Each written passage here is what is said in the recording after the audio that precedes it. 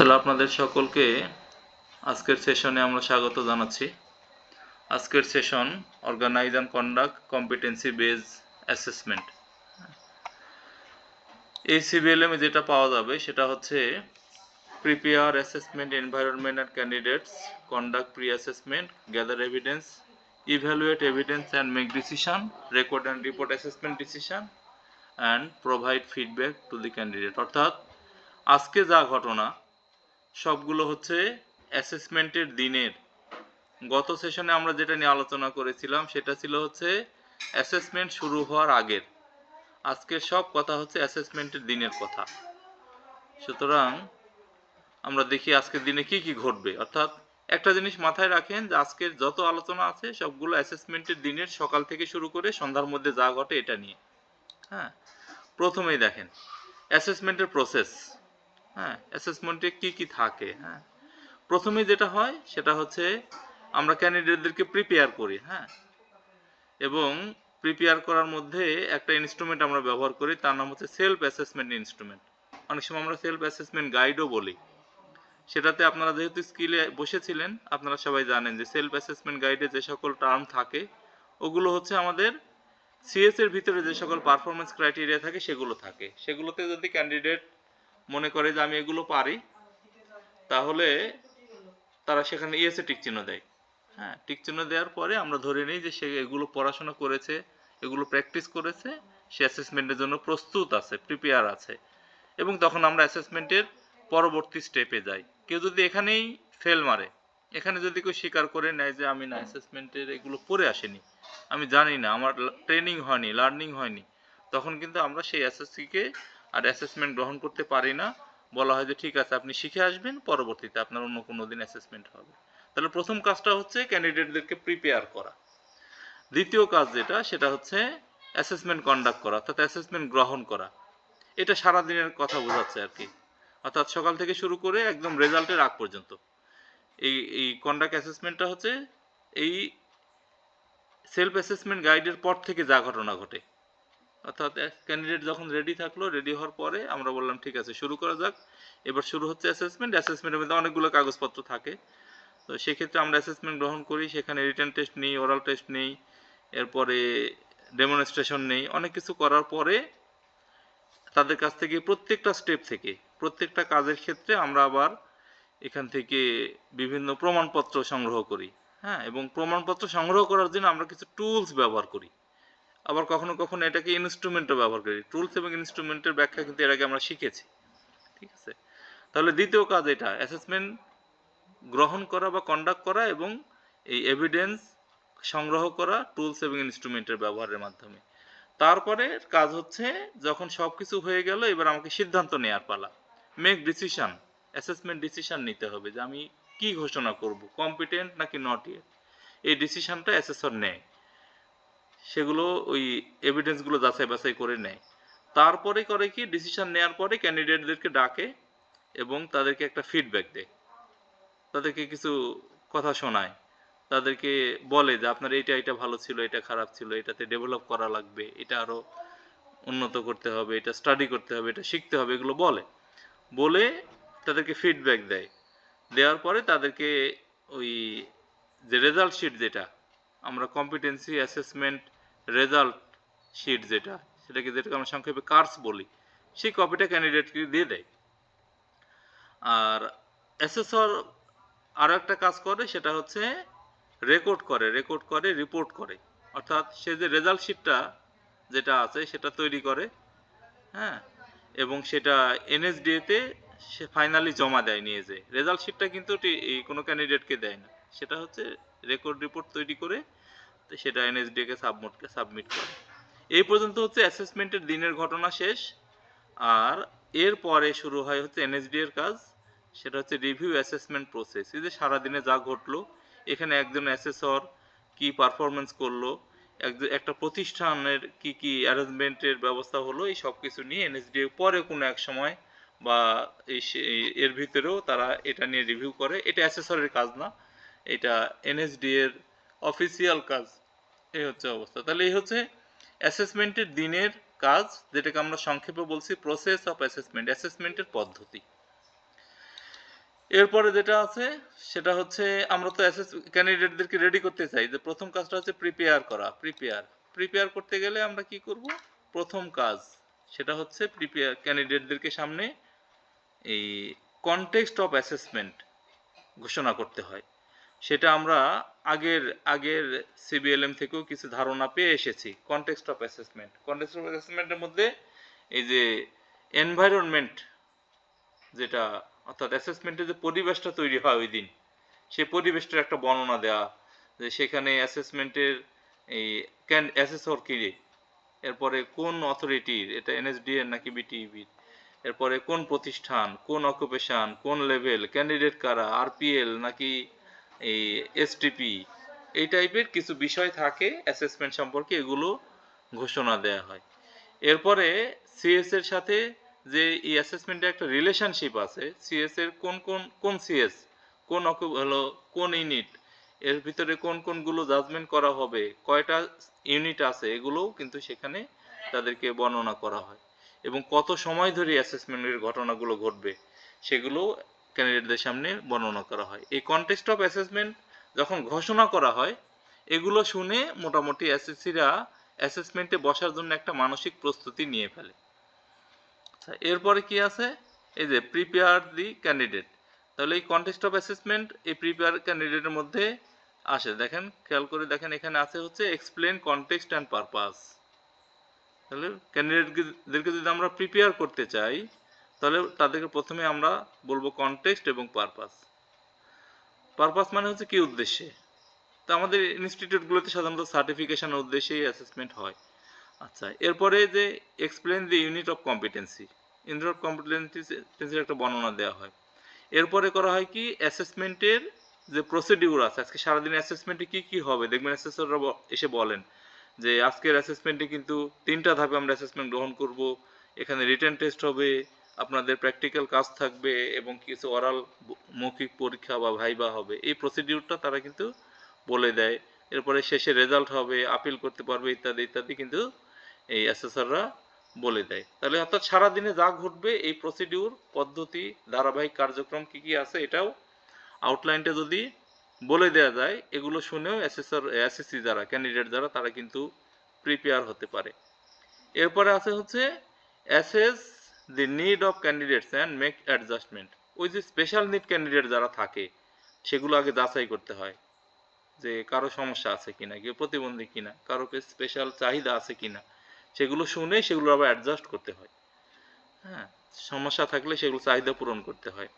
আর সর্বশেষ যেটা করতে হয়, তাদেরকে প্রিপেয়ার করার জন্য জিজ্ঞাসা করতে হয়, মানে ফিডব্যাক চাইতে হয়, যে আপনারা কি বুঝতে পেরেছেন কিনা, সবকিছু বুঝতে পেরেছেন কিনা। যদি সবাই বলে যে ঠিক আছে বুঝতে পেরেছি, তার মানে তারা প্রিপেয়ার হয়ে গেছে।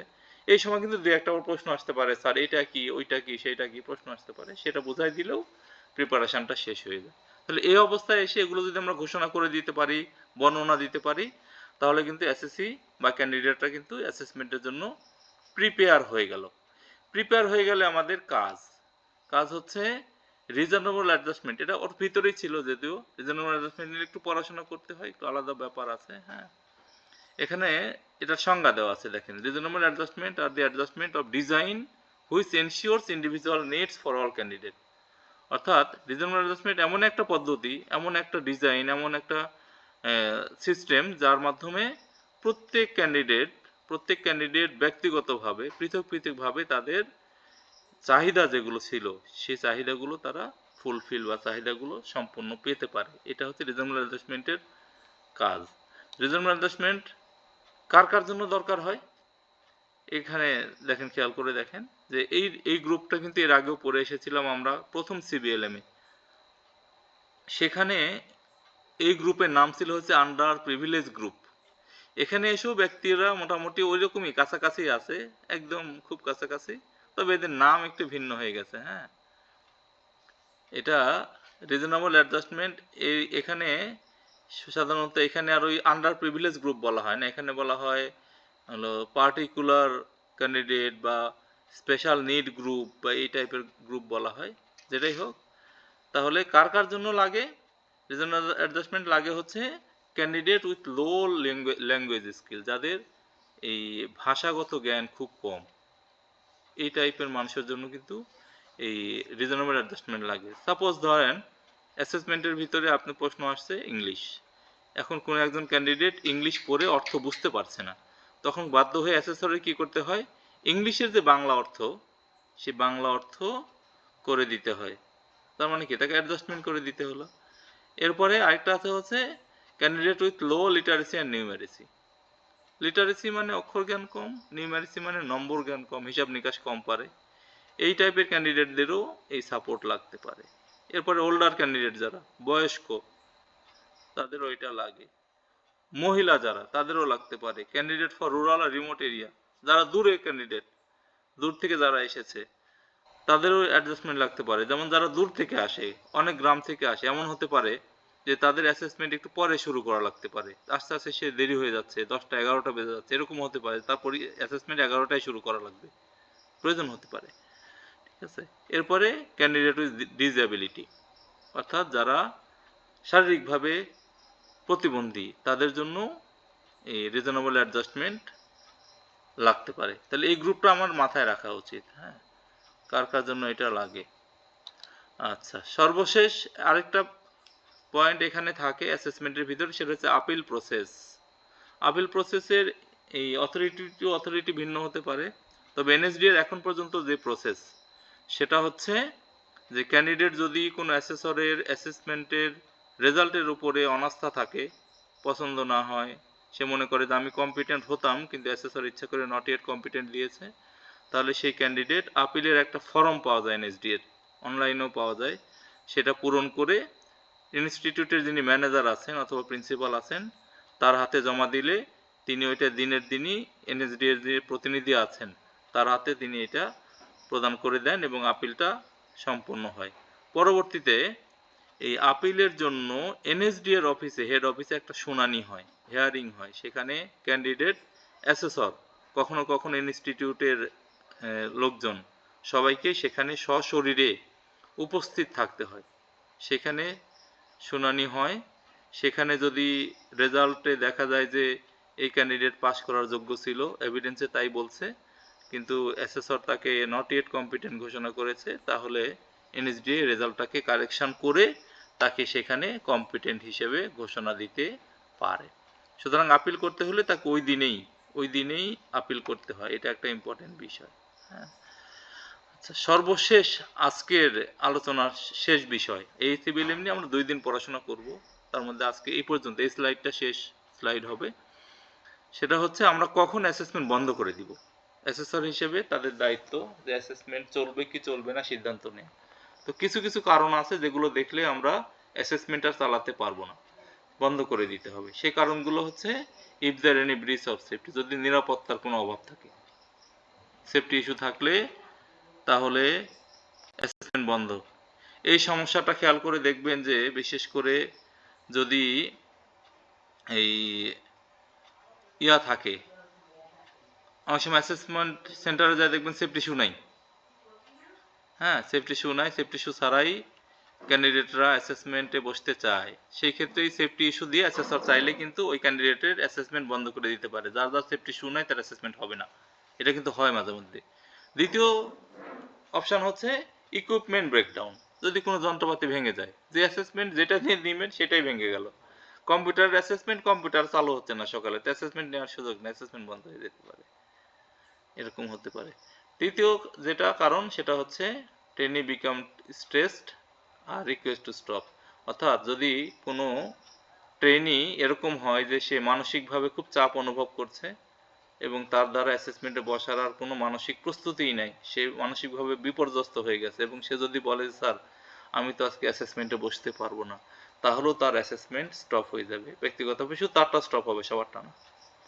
আচ্ছা, এরপরে আছে হচ্ছে if there is a clear evidence of non competency, ওই যে সেলফ অ্যাসেসমেন্ট গাইডে যদি কেউ নট ইয়েট কম্পিটেন্সিতে অর্থাৎ নোতে টিক চিহ্ন দেয়, তাহলে ধরে নিলাম যে তার মধ্যে ক্লিয়ার এভিডেন্স পাওয়া গেল যে সে আসলে এটা পারে না, তখন তারও অ্যাসেসমেন্ট বন্ধ হয়ে যাবে। হ্যাঁ, এরপরে আছে there is a chance of damage of property or equipment, যদি প্রপার্টি অথবা ইকুইপমেন্টের ড্যামেজ হওয়ার সম্ভাবনা থাকে এই অ্যাসেসমেন্টের কারণে, তাহলে অ্যাসেসমেন্ট নেওয়া যাবে না, বন্ধ। আর সর্বশেষ যেটা আছে সেটা হচ্ছে যদি এই অ্যাসেসমেন্ট প্রোডাকশানে কখনো ইফেক্ট পড়ে, হ্যাঁ, যদি অ্যাসেসমেন্টের কারণে প্রোডাকশান হ্যাম্পার হয়, সাপোজ যদি কোনো ইন্ডাস্ট্রিতে অ্যাসেসমেন্ট হয়, ইন্ডাস্ট্রির ক্লারিফিকেশনের জন্য তো অ্যাসেসমেন্ট নিতে হয় কখনো কখনো এই কর্মচারীদের প্রমোশনের জন্য। তো সেই ক্ষেত্রে যদি অ্যাসেসমেন্টের জন্য তার প্রোডাকশান হ্যাম্পার হয়ে যাচ্ছে, তাহলে সে অ্যাসেসমেন্ট নেওয়া যাবে না, অন্য সময় নিতে হবে। তাহলে এই কারণগুলো যদি থাকে তাহলে একজন অ্যাসেসর অ্যাসেসমেন্ট বন্ধ করে দিবেন। এই যদি সামগ্রিক কারণ হয় তাহলে পুরো অ্যাসেসমেন্ট ইভেন্টটাই বাতিল হয়ে যাবে।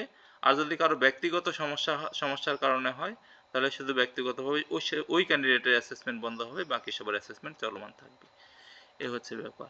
তো এই ছিল আজকে আমাদের আলোচনার বিষয়।